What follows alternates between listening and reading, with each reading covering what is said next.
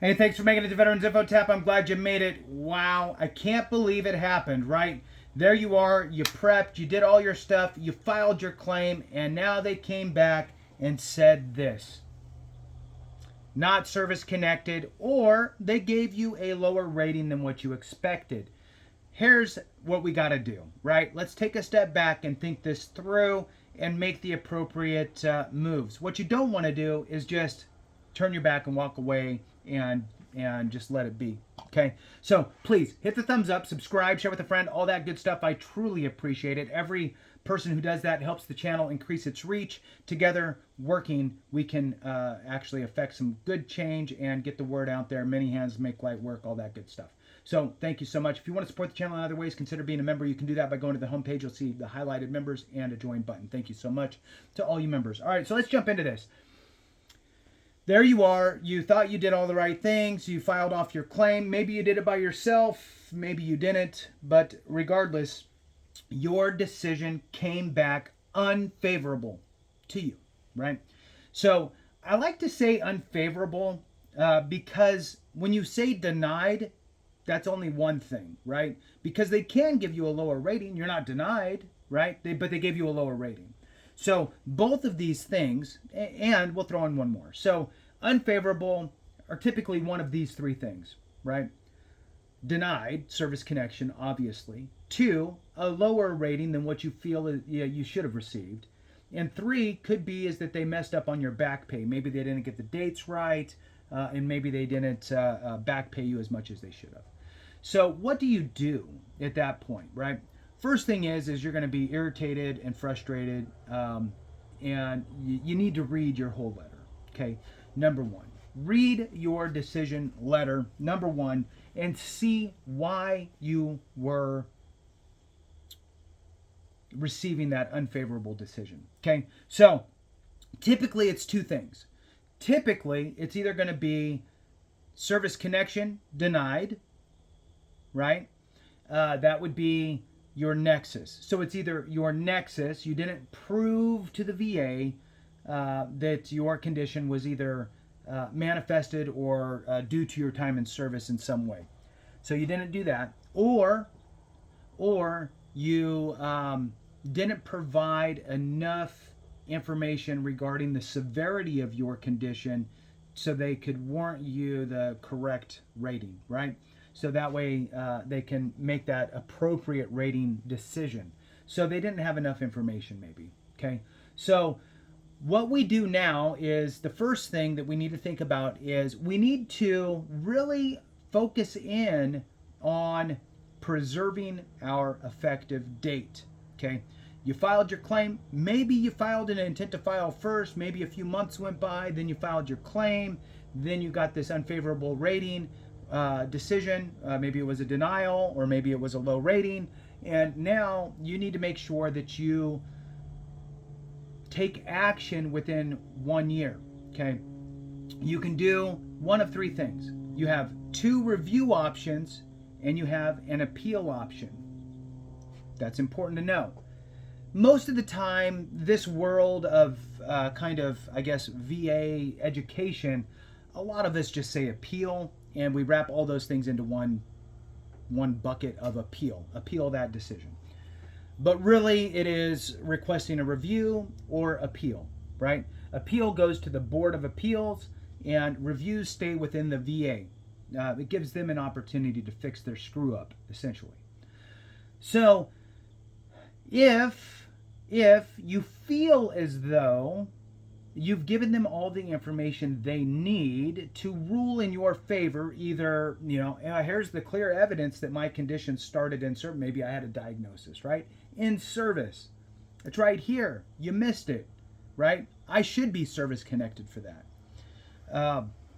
You could do a higher level review if you know without a doubt that your evidence is inside of your claim and they have it. This is why I really suggest working with an accredited rep, because an accredited rep can flip through everything and see what the VA sees and make sure that they do have it. In any case, if you know for sure that the VA has the evidence that they need to rule in your favor on whatever the issue was, you can do the higher level review, you should absolutely, in my opinion, check the box that says I request an informal conference. Okay, the higher level reviewer will reach out to you and have a conversation. It's an informal conference. It gives you the opportunity to go, hey, look, I'm not submitting any new evidence because I'm not allowed to on a higher level review because I'm essentially saying it's all in the file. But it gives me the opportunity to tell the VA rater or rep or whatever that, hey, on page 43 or whatever it is, paragraph 4 clearly states that I meet whatever it is in order to successfully adjudicate my claim in my favor, right? Whatever it is, right? So whether it's nexus stuff or rating level, you're pointing it out. It gives you that opportunity to point them in the right direction and really take them right to it so they can find it. Because obviously it was missed the first time. Now, it could be a roll of the dice if you do a higher level review because you don't know if they really got that information. What happens if it was faxed? What happens if they somehow something, I don't know. I mean, somehow, some way, something disappeared, right? Faxes, remember faxes, they used to have that whole problem of, sometimes they double feed, right? And maybe you might see like the bottom of another page that got sucked up behind it. So a message sent is not a message received. So with that kind of mindset, you really want to make sure that they have it, again, either ordering your C file to go through everything. But again, remember, you only have a year to make this decision on your higher level review to preserve that effective date. Now, another option would be working again with your accredited rep who can look through and see if your information is actually in there and the VA just missed it. Now, the other route you can go with a review is what's called the supplemental claim. You're providing supplemental evidence to support your claim. So, if the VA said not service connected, what they're telling you is you did not provide enough proof to the VA for them to call your condition service connected. Now, what is that? What does that look like, right? What they're looking for is show me, this is the VA talking, show me that your condition manifested during time in service or is a result of your time in service in some way.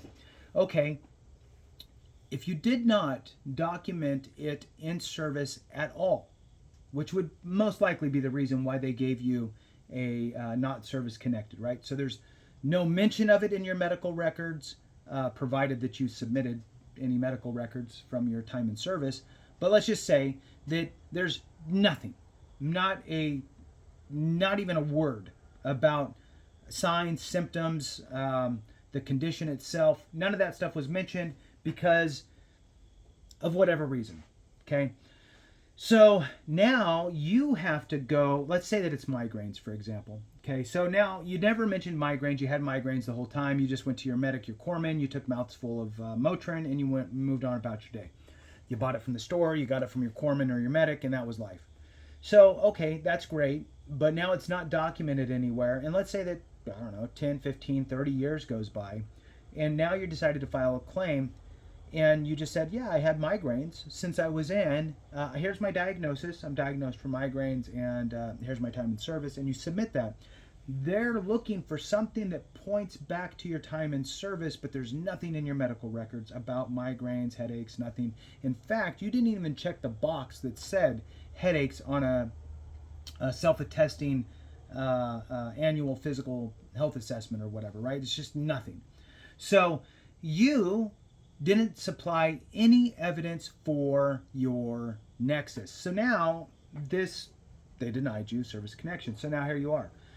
You need to write a statement yourself explaining why you don't have any evidence in your file and how you suffered with whatever condition, in this example, migraines, during your time in service, and how you kind of self-medicated with over-the-counter prescriptions. That doesn't even make sense. Over-the-counter medication. And write that letter out. Get a letter from a family member that knew you, obviously before you went in, and they know you after, and they can attest to you never had any issues with migraines until you joined, and then, you came home on leave that time and you were taking hands full of Motrin all the time, and they remember that. If you're in contact with anybody that you served with, they can write you a letter as well, attesting to their knowledge of you suffering with migraines. Then you would want to work with your doctor to write you a nexus letter, right? The nexus letter is essentially a tool that helps you build a nexus, which is what the VA is looking for. In that letter, they have to basically say, at a minimum, it's at least likely as not. Obviously, more than likely is better, but at least as likely as not is the phrase that you will hear often. And with rationale on why they believe that your migraines manifested during your time in service and all that stuff. And if you have any other kind of, I guess, factors that could help with your claim of your migraines manifesting during your time in service, such as, I don't know, let's say maybe you were artillery or mortars and you had this, little mini concussions over and over again. Maybe you could have that conversation with your doctor. Maybe you had a job where you're sniffing jet fuel all day long, right? Maybe have that conversation with your doctor so they can wrap any of that stuff into the nexus letter as rationale. So you would then collect all that information and submit that with your supplemental claim. And then hopefully they're going to rule in your favor. Now, if you get denied again, now you can choose any of these up front, but usually what you're going to see is somebody's going to either file a review first, right? Either a higher level review or a supplemental claim first. Then if that gets denied, then they're going to push it to the board for a appeal. Now, at the board level, you have the same opportunity. So let's say, for example, your supplemental claim gets filed with all that additional evidence to help you build that nexus, your letter, a family member letter, somebody that you served with letter, a nexus letter from your doctor, all that good stuff, things that tie back to your MOS, all that, or your AFSC, and you get it filed. They still deny you for whatever reason on service connection. You can then push it to the board. Once you push it to the board, you have options again to either have the board review it as is or supply additional evidence. And you can also elect to see the board in person or have like a video conference with them, or you can be hands off and just let the board work with what they got. So with that, just wanted to share that information with you. I was thinking about it actually in the middle of the night with insomnia, so that was fun. And just thought that I would share that with you here today. So thanks so much for watching. I appreciate you. Have a great one. And remember, if we don't take care of each other, something went wrong.